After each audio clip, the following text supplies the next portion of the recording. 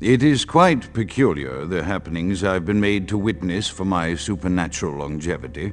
I am thinking of one unfortunate phenomenon in particular, of unique interest to my station, both as a professional and as a sufferer of this vampiric condition. It seems the stream of time has begun to erode the moorings of my chosen course of study, for the methodologies that gave birth to psychology are slowly disappearing. I find myself in an era that overlooks the physical component of psychological pathology time and again in favor of the sophistic practices of Freud. Phrenology, dactopintilism, and the rest of the old guard has fallen by the wayside, its champions all silenced in death, with my unique exception. Would that I could make my voice heard again, although it may be suspicious should I return to popular medical discourse 50 years after my apparent death. No, better that I continue my studies into the psychoses in secret. One day may I hold up my own cure as validation of the methods. I am confident no cure for my condition, or that of my beloved wife, lies within our figurative minds, waiting to be unlocked by the correct combination of memories recovered from our childhoods. And I'm most certain it has nothing to do with the relationship between myself, my parents, and my genitals. Sorry, Sigmund, but I choose to stay my course.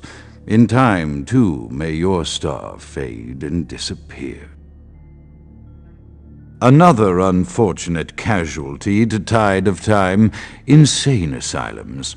I lament their loss not only as brokerage houses for the breadth and depth of human psychoses, but also I shall mourn the disappearance of that peculiar environment present only in an insane asylum. That palpable atmosphere of blistered brains and churning bowels, the odoriferous melange of freely flowing bodily humors, that gently rolling cacophony of distant sobs and screams, the muttered cursing at perceived enemies, and the blissful gurgling of the lobotomized, like a newborn babe discovering the sky. I shall still find test subjects as surely as I find bloody sustenance in the night, but this climate, I fear, may never be replicated. Often I reflect with great regret on the missed opportunity that was my infector. Had I been conscious after the attack, I could have stopped the orderlies from locking her in the roaming pen. What I would give for just one interview, a few simple questions of the plague-ridden woman who met her end that dawn.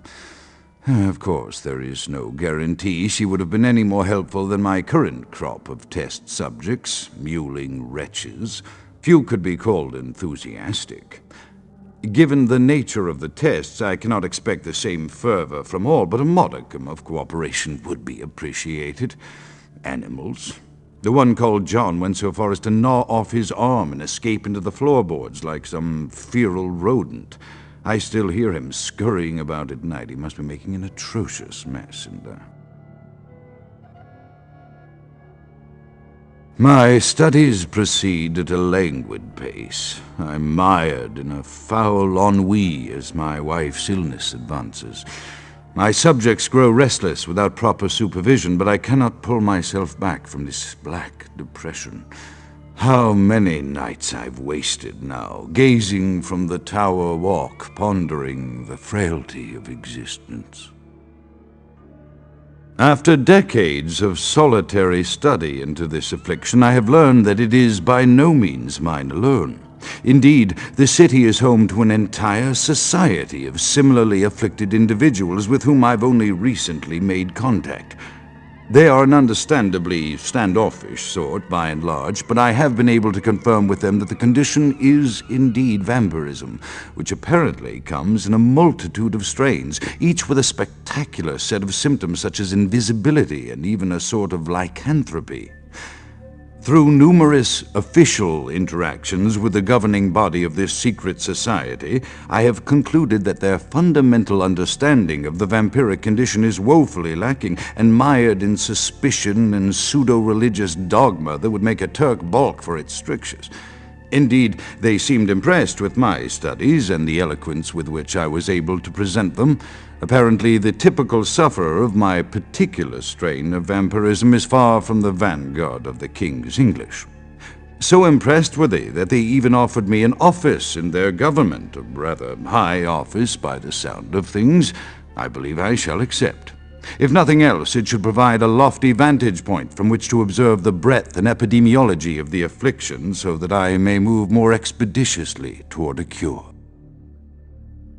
I have accepted the role of primogen for Clan Malkavian, the dreadfully winsome label applied to the particular strain of vampirism I suffer, so named for some supposed vampire father figure of old, more poppycock grown from a backward culture that seems interminably drawn to children's tales and the fiction of Victorian romance, when it should concern itself with the science behind their suffering. No matter, for I have taken this office for no greater reason than to advance my research. I must make mention, however, that even among my would-be peers in this governing body of vampires, the level of paranoia and superstition is frightening. Their intelligence is not the question, no, indeed. As they courted me for this appointment, I had to suspect that their overtures were hand-tailored to what must be my obvious infatuation with reason, for the devil would do well to have such honey-tongued tempters. Even so, I could not help but notice the dressing of language these vampire leaders chose for their siren song. Whether it is born of habit, from addressing their unwashed, ill-educated subjects, or from their own deep-seated beliefs, their linguistic flourishes belie a faith in superstition over the providence of empirical reason that must be an all-pervasive theme in this society of darkest night. Damn it all, now I'm doing it too.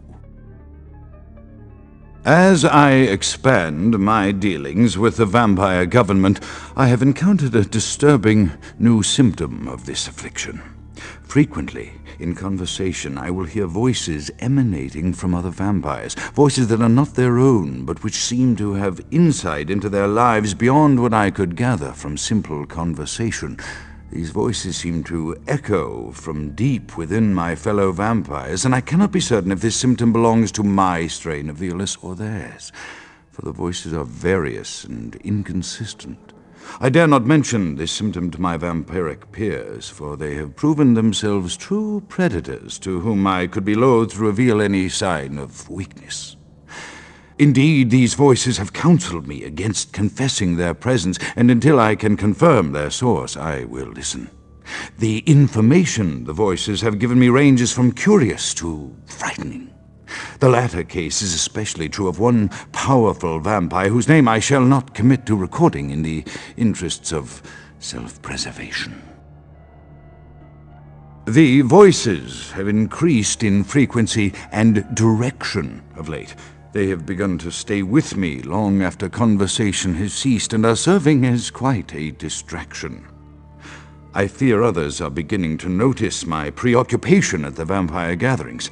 I am thinking again of the particular vampire of whom I spoke previously, who I dare not name for my growing fear. If the voices are to be believed, then my caution is warranted, for they speak of his blackest crimes, both past and future. More than once I have seen the suspicion in his eyes and heard the distrust in his voice when speaking with me. The fear must register on my face, as it is all I can do in these moments to keep from crying out in chorus with the voices. I am no longer safe. I know it. The voices have proven themselves authentic, and I have withdrawn from the vampire society entirely. My absence will no doubt draw attention, but I could no longer hold my fragile composure around the ravenous eyes of my vampire peers, especially not around him. The voices compelled me to make what I fear is a Faustian bargain, but I had to, for their demands are constant and merciless. I have secluded myself within the mansion. I know he will strike out at me. He will go to any length to achieve his ambitions, and he knows it, I know. I have taken precautions to protect my beloved wife. Her cure will have to wait until our immediate safety is guaranteed. The mansion was constructed with security in mind, but at that time I was not privy to the full range of vampire capabilities. The voices echo in the twisted corridors of my psyche, dark whisperings of a macabre and formless menace, the approach of which portends an end to all of this.